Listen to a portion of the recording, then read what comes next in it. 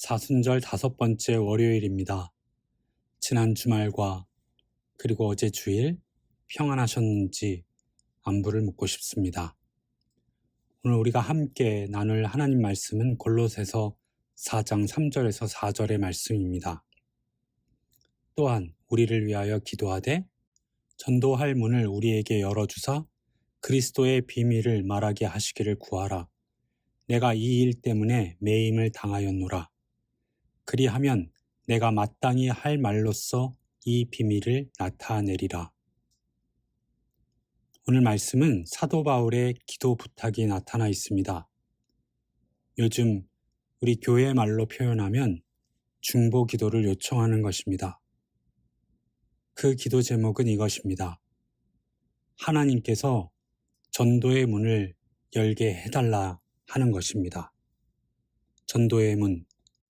요즘처럼 전도의 문이 굳게 닫힌 때가 있을까 하는 생각을 하곤 합니다. 어린 시절 중학교 연합고사를 마치고 교회 친구들 여럿이 경기도 포천인가 하는 곳에 여행을 갔는데 그때에도 하루 날을 잡아 장이 서는 읍내에 가서 노방전도를 했던 기억이 납니다. 겨우 16, 17살이었던 그 아이들에게 무슨 계획과 무슨 전력과 무슨 목표를 가지고 기타 하나를 둘러매고 서울 촌놈들이 시장에 멀뚱히 서서 노래를 불렀는지 모르겠습니다. 나중에 천국에 가서 물을 기회가 주어진다면 그때 그 노래를 듣고 예수를 믿는 사람이 있었는지 꼭 알아보고 싶습니다. 참으로 궁금합니다. 기억하는 것은 그런 우리를 향해 아무도 손가락질하지 않았다는 것입니다. 환영하고 칭찬을 받은 기억도 없지만 그저 저희는 오늘 우리에게 주신 말씀에 비추어 본다면 열린 전도의 문을 통해 예수님을 노래했습니다. 그것이 전부였습니다. 하지만 30여 년이 지난 오늘 세상은 또 많이 달라져 있고 믿음 없는 제가 판단하기에는 그 전도의 문이 더욱 좁아져 있는 것이 아닌가 하는 생각을 합니다. 그렇다면 어떻게 해야 하겠습니까? 실망하고 낙심하여 포기해야 할까요? 그 30년 전의 방법이 유일한 것이라고 하며 그것을 할 수 없으니 아무것도 할 수 없다고 해야 할까요? 그렇지 않습니다. 오늘 골로새 교회에게 부탁한 바울의 기도 제목처럼 하나님께서 전도할 문을 열어달라고 우리는 기도해야 합니다. 그렇게 기도할 수 있습니다. 왜 우리가 포기하지 말아야 할까요? 그것은 바로 그것을 통해 그리스도의 비밀을 전할 수 있기 때문입니다. 전도는 전도의 대상을 교회에 데리고 오는 것이 그 최종 목표가 아닙니다.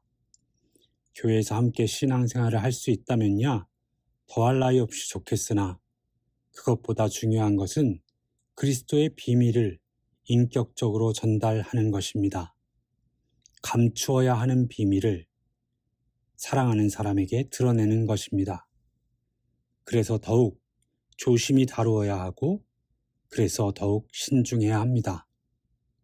하지만 우리 주 하나님은 그 감추어진 비밀을 드러내기 원하고 계십니다. 한 영혼이라도 더, 한 생명이라도 더 말입니다.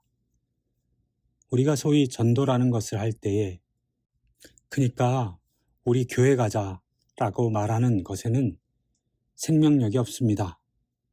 우리는 그들을 교회로 이끄는 것을 목적으로 할 것이 아니라 그들에게 그리스도의 비밀, 그리스도의 십자가, 그리스도의 부활, 그리스도의 생명, 그리스도의 사랑을 전하는 것을 목적으로 해야 합니다. 우리가 그렇게 합심하여 기도할 때에 때로는 나를 통해서 때로는 나 아닌 다른 지체를 통하여 하나님께서는 오늘 4절의 말씀처럼 그 입술들을 통하여 마땅한 말로 그 비밀을 나타나게 하실 것입니다. 기도하겠습니다. 사랑의 하나님, 우리가 사는 이 동시대는 점점 더 전도의 문이 좁혀져 가는 것만 같습니다. 하지만 그 어느 시대에도 그 문이 넓은 적은 없었으며 그 가장 좁은 문, 그 십자가의 길을 주님은 걸으셨습니다. 우리에게도 좁은 문을 마다하지 않고 가라 하시니 우리가 걸어 통과해야 할 그 문과 그 길을 외면하지 않게 하옵소서. 기도하기를 멈추지 않되 하나님께서 전도할 문을 우리에게 열어주시기를 위해 기도하게 하옵소서.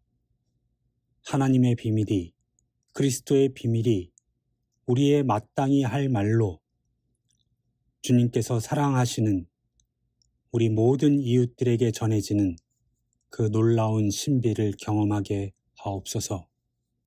그 신비를 본 우리가 오직 하나님께 영광 돌리게 하옵소서. 오늘 또 한 번 이 사순절의 하루를 살아낼 때에 주님께서 동행해 주시옵소서. 예수님의 이름으로 기도합니다. 아멘.